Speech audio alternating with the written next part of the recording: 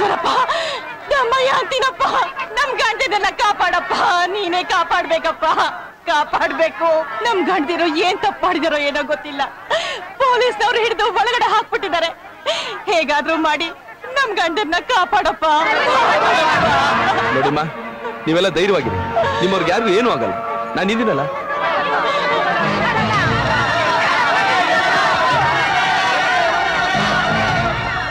Mister, ಒಳಗ್ ಬರಕ್ ಮುಂಚೆ ಪರ್ಮಿಷನ್ ಕೇಳ್ಬೇಕಂತ ಗೊತ್ತಿಲ್ವಾ? ಭೂಮಿ ಮೇಲೆ ಬರೋದಕ್ಕೆ ಯಾರ್ ಪರ್ಮಿಷನ್ ತಗೊಳಲ್ಲ ಅಂತಂದ್ಮೇಲೆ ಸೇವೆ ಮಾಡೋದಕ್ಕೆ ಸರ್ಕಾರ ಸಂಬಳ ಕೊಟ್ಟಿಟ್ಟಿರೋ ನಿಮ್ಮಂತ ಸೇವಕರನ್ನ ನೋಡೋದಕ್ಕೆ ಯಾವ ದೊಣ್ಣೆ ನಾಯಕನ ಅಪ್ಪಣೆನೂ ಬೇಕಾಗಿಲ್ಲ. ನಮ್ಮ ರೈತರನ್ನ ಯಾವ ಕಾರಣಕ್ಕೋಸ್ಕರ ಅರೆಸ್ಟ್ ಮಾಡಿದಿರಾ? ಸುಮ್ನೆ ಅರೆಸ್ಟ್ ಮಾಡೋದಕ್ಕೆ ನಮ್ಗೇನು ಹುಚ್ಚು ನಾಯಿ ಕಡ್ದಿಲ್ಲ. ಅದ್ ನಮಗೂ ಗೊತ್ತು. ಆದ್ರೆ ಯಾವ ದೊಡ್ಡ ಮನುಷ್ಯರ ಮನೆ ನಾಯಿ ಬೊಗಳ್ತು ಅಂತ ಸ್ವಲ್ಪ ಹೇಳ್ತೀರಾ? ಮಿಸ್ಟರ್ ಈಶ್ವರ್, ಪ್ರತಾಪ್, ಯಾರ ಹತ್ರ ಹ್ಯಾಕ್ ಬಿಹೇವ್ ಮಾಡ್ಬೇಕು ಅಂತ ಗೊತ್ತಿಲ್ಲ ನಿಮ್ಗೆ? ಈಶ್ವರ್, ನೀವೇ ಬರಕ್ ಹೋದ್ರಿ? ಇವ್ರನ್ನೆಲ್ಲ ಏನಕ್ಕೆ ಅರೆಸ್ಟ್ ಮಾಡಿದಿರಾ ಸರ್? ಇವರು ಬೆಳೆ ಬೆಳೆಯೋ ಭೂಮಿಲಿ ದೇಶಕ್ಕೆ ಮಾರ್ಗವಾಗಿರೋ ಗಾಂಜಾ ಬೆಳೆ ಬೆಳೆಯೋದನ್ನ ನಮ್ಮವರು ಸಾಕ್ಷ್ಯ ಸಮೇತ ರೆಡ್ ಹ್ಯಾಂಡ್ ಆಗಿ ಹಿಡಿದಿದ್ದಾರೆ.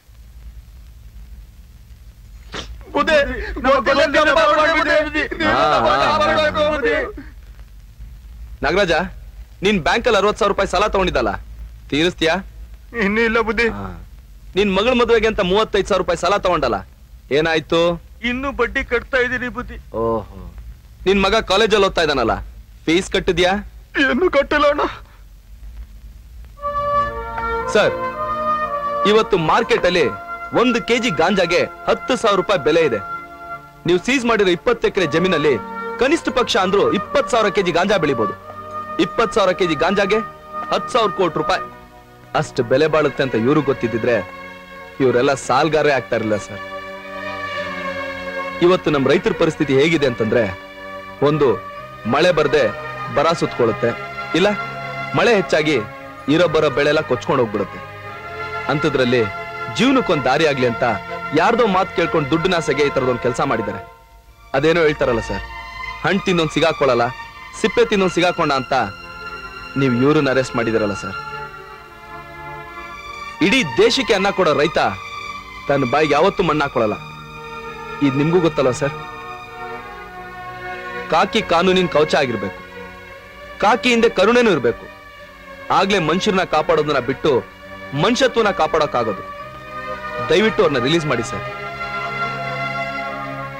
ನೀವೀಗ್ಲೂ ಅವ್ರನ್ನ ರಿಲೀಸ್ ಮಾಡ್ಲಿಲ್ಲ ಅಂತಂದ್ರೆ ಒಂದಳ್ಳಿ ಜೊತೆಗೆ ಇನ್ನೂ 16 ಹಳ್ಳಿ ಸೇರ್ಕೊಂಡು ಊರ್ಗೂರೇ ಸುಟ್ಟು ಭಸ್ಮ ಆಗೋಗುತ್ತೆ.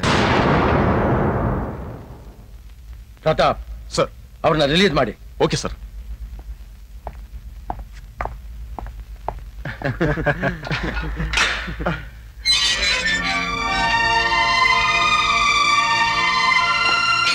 ಲಾಕಪ್ ಬಾಗ್ಲು ತೆಗ್ದೇ ಇರ್ಲಿ. ಇದಕ್ಕೆ ಕಾರಣ ಆದವ್ರನ್ನ ನಾನೇ ಸಾಕ್ಷಿ ಸಮೇತ ಕಳಿಸ್ಕೊಡ್ತೀನಿ. ನೀವ? ಈ ಈಶ್ವರ್ ಕಾದಿ ಧರ್ಸಲ್ಲ, ಆದ್ರೂ ಸೇವೆ ಮಾಡ್ತಾನೆ. ಕಾಕಿ ಹಾಕಲ್ಲ, ಆದ್ರೂ ಕಾನೂನು ಕಾಯ್ತಾನೆ.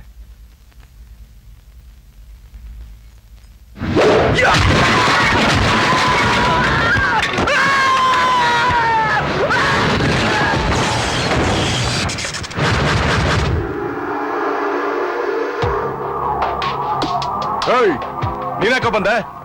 ಭೂಮಿನ ಉತ್ತು ಬೆಳೆನ ಬೆಳೆದು ಭವಿಷ್ಯ ಕಟ್ಟೋ ರೈತರ ಬಾಯಿಗೆ ಮಣ್ಣಾಕೋ ಕೈ ಯಾವುದು ಅಂತ ಹುಡುಕೊಂಬಂದೆ. ಬಂದ್ರೇನೋ ಪ್ರಯೋಜನ? ಏನೋ ಮಾಡ್ತೀಯಾ? ಮಾಡಿರೋ ತಪ್ಪನ ಒಪ್ಕೊಂಡು ಸಂಧಾನಕ್ಕೆ ಬಂದ್ರೆ ನಿನಗ್ ಶಿಕ್ಷೆ ಕಮ್ಮಿ ಮಾಡಿಸ್ತೀನಿ, ಇಲ್ಲ ಯುದ್ಧನೂ ಮಾಡ್ತೀನಿ. ಓ, ಯುದ್ಧನೂ ಮಾಡ್ತೀಯಾ? ಎಲ್ಲೋ ನಿನ್ ಸೈನ್ಯ? ನಾನ್ ನಂಬಿರೋ ಜನರೇ ನನ್ನ ಸೈನ್ಯ, ಅವ್ರ ಆಶೀರ್ವಾದನೇ ನನ್ನ ಆಯುಧ, ಅವ್ರ ಪ್ರೀತಿನೇ ನನಗ್ ಶಕ್ತಿ ಕಣೋ. ಏಯ್, ಅವನಿಗೆ ಜನರ ಎಲ್ಲ ಅಂತೆ, ಅವರೇ ಬಂದು ಎತ್ಕೊಂಡು ಹೋಗ್ಲಿ. ಹೊಡೆದಾಕ್ರೋ.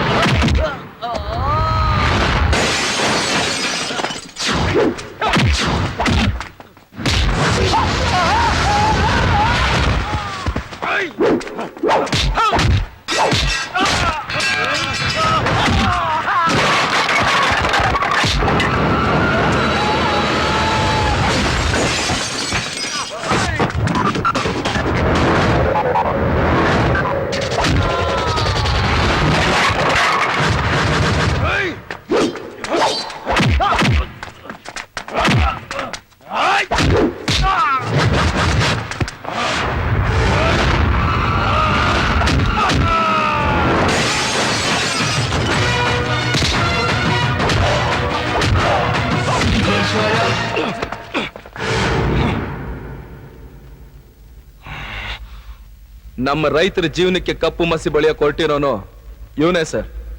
ಎಳ್ಕೊಂಡೋಗಿ. ನನ್ನನ್ನೇ ಪೊಲೀಸ್ಗೆ ಹಿಡ್ಕೊಡ್ತೀಯ? ನಾನಿನ್ ಸಂಬಂಧಿ ಕಣೋ. ನೋಡೋ, ದೇಶ ಅಂತ ಬಂದಾಗ ಭಾರತ, ರಾಜ್ಯ ಅಂದ್ರೆ ಕರ್ನಾಟಕ, ಜಿಲ್ಲೆ ಅಂದ್ರೆ ಮಂಡ್ಯ. ನನಗ್ ನಮ್ ಜನನೇ ಮುಖ್ಯನೋ. ಸತ್ಯ ಧರ್ಮ ಮೊದಲು, ಸ್ನೇಹ ಸಂಬಂಧ ಆಮೇಲೆ ಅಂತ ಅರ್ಜುನನ ಸಾರಥಿ ಕುರುಕ್ಷೇತ್ರದ ಸೂತ್ರಧಾರ ಕೃಷ್ಣನೇ ಹೇಳಿದನೋ. ನಾನು ಆ ಕತೆ ಕೇಳ್ಕೊಂಡ್ ಬೆಳ್ದಿರೋನು. ಯಾ ಈಶ್ವರ! ತಾಲೂಕೇಟ್ರೆ ನಿನ್ನಂತವ್ರು ಕ್ಷಣೇಶ್ವರ. ಹೆಗ್ಲೇರಿದ್ರೆ ಕಾಡೋದು ಬರೀ 7 ವರ್ಷ ಅಲ್ಲ, 7 ಜನ್ಮದವರೆಗೂ ಒಯ್ತಾ ಇರೋ. ಬೇಡ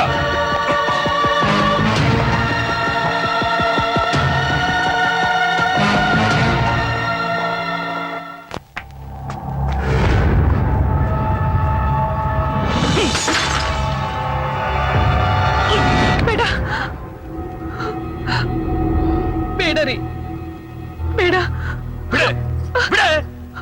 ದಯವಿಟ್ಟು ನಿಮ್ ಕೈ ಮುಗಿದ್ ಕೇಳ್ಕೊತೀನಿ, ಬೇಡ ರೀ. ಅವನು ನಮ್ ಶತ್ರು.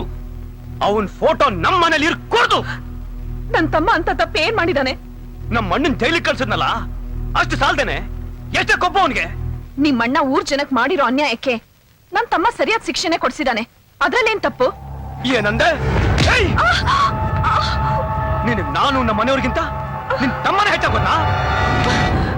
ನನಗ್ ನಮ್ಮವ್ರು ಅನ್ನೋದಕ್ಕಿಂತ ಸತ್ಯ ನ್ಯಾಯನೇ ದೊಡ್ಡದು. ಓಹೋ, ಏನು ಕಣ್ಣು ಬಟ್ಟೆನು ಕೈ ಕಗ್ಡಿ ಇಟ್ಕೊಂಡಿರೋ ನ್ಯಾಯ ದೇವತೆ ಅಪರಾವತಾರನ ನಿನ್ನ ಮನೆತನ?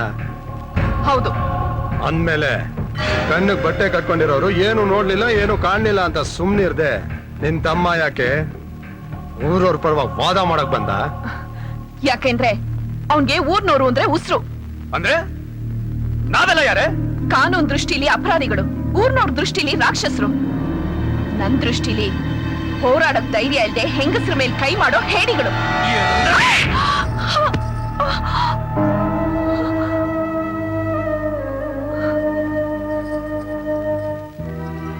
ಏನೋ ಇದೆಲ್ಲ?